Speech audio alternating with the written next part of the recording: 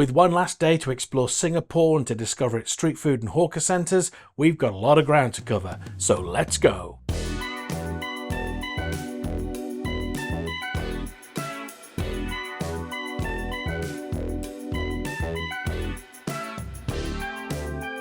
Hi, I'm Phil, and I'm on a great gap year. Haji Lane's a 2-minute walk from the pod hotel I'm staying at, and I started the day walking down here. It gets crazy busy at night, and we'll come back here tonight to end our day, and you'll get to see what I mean. This is Haji Lane in the Kampong Glam district. It's vibrant, esoteric, and at night it really comes alive and gets a bit mad. Down the bottom end behind me, there's lots of bars, restaurants, and they all put all their tables and chairs out. So it's almost impassable at that time of night. And then at this end, it's all boutiques and, there's a little bakery there and different things like that. It's an absolutely gorgeous little lane to walk down. There's vibrant murals. It's just got a real buzz about it. It's a great place to come at night, you know. And at the end of Haji Lane, take a right and take in the Sultan Mosque. This is a second mosque to be built on the site, and it was inaugurated in December 1929, and due to its striking architecture became listed as a national monument in 1975. About a mile away is Plaza Singapura Shopping Centre, which is on Orchard Road and is home to my first food stop of the day. I know this isn't a hawker centre, and I'm on my way to the food court on level 6 to order from Hawker Chan's. Hawker Chan was the first hawker to be awarded a Michelin star in 2016, and this put the Singapore street food scene on the map. So I'm at Hawker Chan. Now, this isn't really street food because actually this is at a shopping mall. It's actually nice to have some air conditioning after the walk. Now, although it's not street food, it is, or it was, Michelin starred food, and it just looks absolutely delicious. I think the processes they go through just generate these fantastic dishes time and time again. I mean, if I just dig into this, it just tastes as good as it looks. So we've got chicken breast. I don't think I've ever had a grilled skin-on chicken breast that tastes as juicy and as succulent as that. It's just absolutely fantastic. And then this sort of, guessing it's like a belly pork, it tastes fantastic. So one thing I'm a little bit skeptical of is the hard-boiled egg, but it actually just works really well. I mean, I'm thinking about cooking hard-boiled eggs, marinating them, and serving them with Chinese food or Singaporean food or Indian food. It just works so well. Meal finished, remember to clear your tray, and while we're here, let's take a look at some of the other outlets. More signs advertising Michelin stars. And this is just a shopping centre food court, but look at the food, it just looks amazing. And since Plaza Singapura is on Orchard Road, or simply Orchard as it's known locally, let's take a short stroll along Singapore's premier shopping street. So this is Orchard Road, and it's the main shopping street in Singapore. I guess, think Oxford Street, think Regent Street, that kind of area, that kind of thing. And along here you've got all the major designers. I can see Chanel over there. I've just walked past Prada, Louis Vuitton's over there. And all the big brand names are here, and of course there's an M&S. And of course you've also got the usual selection of cheaper shops and food courts, 7-Elevens, those sorts of things. It's actually architecturally quite an interesting place to walk down. After walking for about a mile, I reached the Marriott with its iconic architecture and Orchard MRT station. And it's a short walk from where I descended underground to get to the station itself. I took the Brown Line, the Thompson East Coast Line, to Maxwell Station, which is near both the Maxwell and Chinatown Complex food centres. And I was kind of fascinated by these panels on the escalators. I haven't seen that before. I really liked it. The MRT is just so simple to use. There's really no need for a tutorial on this. I had a network map downloaded for reference, and I used Google Maps just to find the fastest routes. And the trains are fast, regular and efficient, and the stations are well signposted and spotlessly clean. And I paid with my Visa card to tap in and out. There's no other brand of card accepted for tapping in and out the turnstile. Now that's rather handy, isn't it? So I'm after the Buddha Tooth Relic Temple Museum, which is here. I'm currently at exit 3, so when I come out of exit 3 I'd have had to do some walking in the sunshine, but actually if I just walk towards exit 1, then I can do it in the air conditioning. How wonderful. Actually, this is exit 2 and it's probably better for the temple. So I know we're a bit off topic here, but there are chapters below if you just want to head onwards to the food. But the Buddha Tooth Relic Temple is worth the stop. Now this temple, it just looks like it's been here for hundreds or even thousands of years. And you just couldn't be more wrong. It was actually built in 2007 and it was built specifically to house a tooth of the original Buddha. You enter on the ground floor and this is the main temple, and you can see the immense amount of gold, which is nothing compared to the stupa that houses the tooth itself. That has 320 kilos of gold. But it's up on the hard to find 4th floor and it's also sacred, so there's no filming in that room. If you carry on up though, you'll come to a beautiful roof garden. I've just come from the Buddha's Tooth on level 4 and I've just come upstairs now to the orchid garden, the rooftop garden. I was actually about to leave and I thought, well, hang on a second, there's no clear signage here to say continue your tour or the Buddha's Tooth is this way. That's what you sort of come here for. So I had to sort of find it, and there was a small sign for a lift, so I followed that. I knew it was on level 4, I just pushed 4, came up and had a look at the Buddha's Tooth. It was nice to have a look at, but actually the main temple was better for me, and this garden is just gorgeous. It's full of orchids and other greenery, there's running water. I mean, it is possibly a definition of peace and tranquility up here. But onwards to the Chinatown Market Complex, and I specifically wanted the food market, which you can get to by going down the right side of the temple on Satay Street. Then don't go round to the right at the bottom, just go head on in past the mural of Bruce Lee and then just go up the steps up 1 level. Incidentally, that Bruce Lee mural is on Google Maps, so put that into maps for directions, not the market itself. The complex is just huge with 260 stalls and it's selling all kinds of Asian dishes, from roast chicken and pork to chili crab to steamed fish heads. Steamed fish head in hot sauce.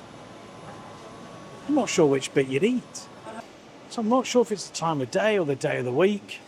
So it's Wednesday today, but there's quite a few closed. So I thought this was actually going to be a bit poor. With quite a few that were closed and things, but the more you walk around, the more you find there's just more stalls and more stalls. If you find yourself getting lost, it's broken into 4 coloured zones and the tables and trim in each area follow this colour scheme. Super Mummy Cafe. I love that. There was a few stalls that caught my eye, but I was saved myself for the Maxwell Food Centre, which is back the way we came, near to exit 2 of the Maxwell MRT. Of course, I decided to take a short detour. This must be one of the older parts of Singapore, and it's clearly been preserved. It's kind of what you'd see if you were watching a movie of sort of, you know, that's based in Singapore or perhaps colonial Far East. It's this kind of looks like it's a film set. Let me just twizzle the camera around. And look at those. Oh, absolutely magnificent. So the Maxwell Food Centre is a bust. It's been closed for 3 days for spring cleaning, 9th, 10th, 11th. Today's 11th, so it's opening again tomorrow, but I'm on my travels, so that's not going to work out for me. So onwards. But with Maxwell Hawker Centre closed, it was onwards then to Lau Pa Sat and Satay Street, which gave me a nice walk through some of the older streets of Chinatown, Singapore, that border the newer business district. So I'm sort of on the outskirts of Chinatown now. You can sort of see the buildings are starting to change.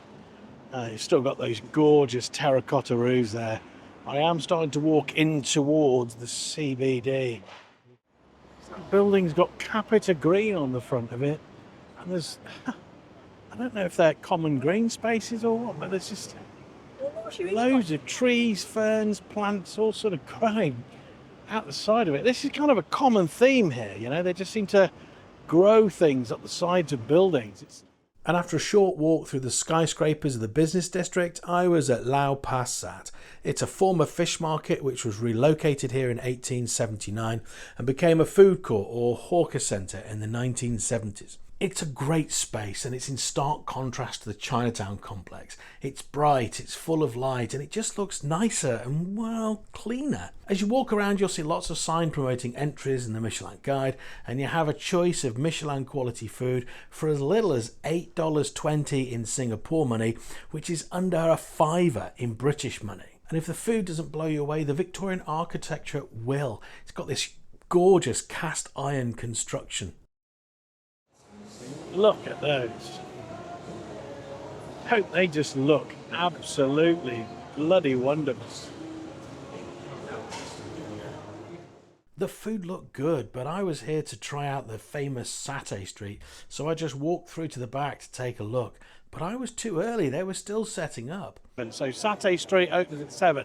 It's actually not quite 6:10. So I don't think I want to hang around here necessarily for 50 minutes to eat satay, but I've got a beer, so a couple of these and maybe I will.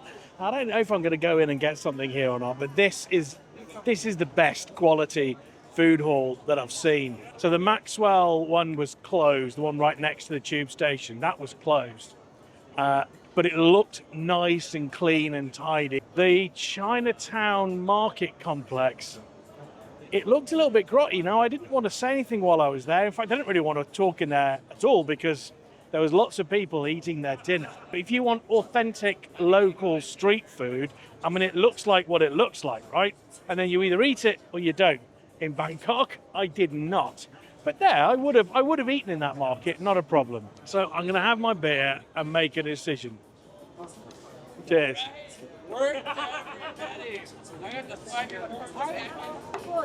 How you doing? What are you looking for? And as the sun went down, so did a couple of 3 beers. 7 o'clock came round and it was satay time. So this market has totally come to life. I've got my satay sticks eventually. I've had a couple of 3 beers. I'm a few sheets to the wind. I think some are beef and some are chicken. And I think I should have ordered more. They took a while to get here, but I'm so glad I stuck around. It's just amazing. Now, I was thinking of having the chili crab, but it's also alive in a tank over there, and I just can't do it. I don't know why. I'm from farming country, so I know that we don't just wait for pigs to die of loneliness in order to get bacon. So I'm not immune to all this stuff, but I just couldn't have the chili crab. So I'm going to have the satay. I'm going to walk out on Satay Street so you can see what it absolutely looks like, which is just outrageously brilliant. Anyway, let's tuck into these bad boys. So we've got the sauce here. I need a napkin. Oh, the peanut sauce is amazing. The peanut sauce is more than amazing, in fact. I got to recommend a few beers and then Satay Street. Wow. This is just fantastic, you know. I'll tell you what, this Satay Street is just without doubt the most atmospheric place. I mean, look at it. It's absolutely jam-packed with people eating skewers of chicken. I mean, who came up with that idea? I mean, just look at it. Just look at it. It's amazing. Oh, wow, this guy's got prawns, chicken.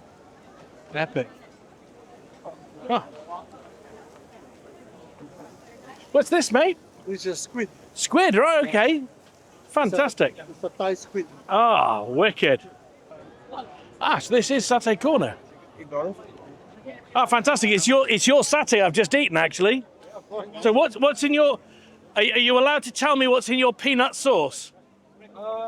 Basically just peanut, and then we have like cumin, cucumber, coriander, and then we have some curry, a bit of curry sauce, right? Curry powder, and then some spices. It was like nothing I've ever eaten before. Absolutely fantastic. Thank you, chefs. Wonderful. Thank you very much. Now that is how you do a barbecue, isn't it? Grab a load, turn them over. Love it. Can you tell me about the wood you use? Is it charcoal? Is it just charcoal sticks? From what I know, it comes from the mangrove trees. Charcoal from mangrove trees. Charcoal from mango trees? Mangrove. Mangrove, right, okay. because you can't get charcoal like that where I'm from. It's fabulous. After my satay and a walk along the Satay Street stalls, my sweet tooth got the better of me, and as I walked back through the hawker centre to get a taxi, I decided to stop off for a Portuguese egg tart. But I got completely addicted to these in Macau, so I'm going to find somewhere to perch. I think I've found somewhere, and I'm going to devour this bad boy. If I just break that open, it's very much like a UK egg tart. Oh, it's better than the pastry's a lot sweeter and crisper.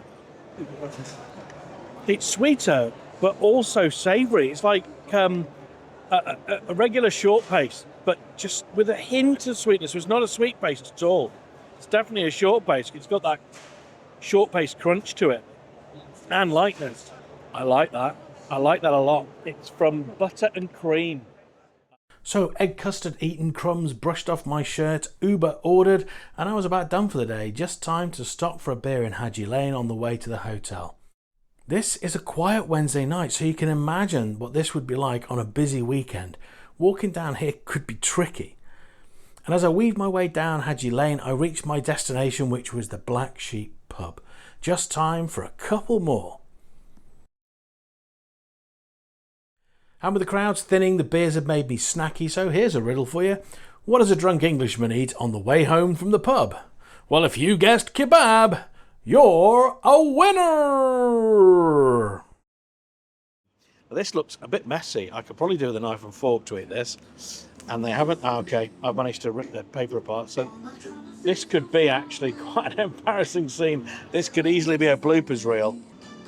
You just can't do better than that on the way home from the pub, can you? Well, get your laughing gear around that. I don't know if you can really see into it, but there's the meat and there's rice, there's sauce, there's salad. And it's just as it comes, you know. I don't like all these questions where I'm trying to order food when I'm a bit drunk. It's you give me the food, I'll eat it. Tell me what you think I need. They really should do kebabs like that in Stafford. Cue an angry comment from Alice. Sorry, but if you did that, I would order more from you. Alice, can you believe it? I always have burgers from Alice anyway. Classic Ali burger. All right, that's enough of that. I'm going to eat this. Go to bed. I hope you've enjoyed today's video with all the silliness and nonsense that it's entailed. If you have, please do give me a like. And consider subscribing to the channel where you can see more food-related nonsense with me. So thank you for watching, and thank you for joining me on my great gap year. Oh, let's get stuck into this. Come on.